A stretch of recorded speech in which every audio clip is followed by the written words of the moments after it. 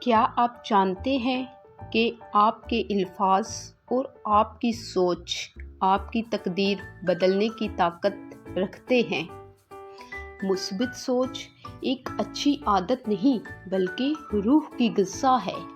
جب آپ دوسروں کے بارے میں اچھا گمان رکھتے ہیں نا، تو دوسرے بھی آپ کے لیے بہتر سوچتے ہیں۔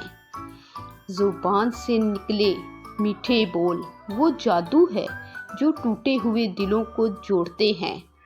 خوش اخلاقی معاشرے میں آپ کی وہ پہچان بناتی ہے جسے کوئی چھین نہیں سکتا۔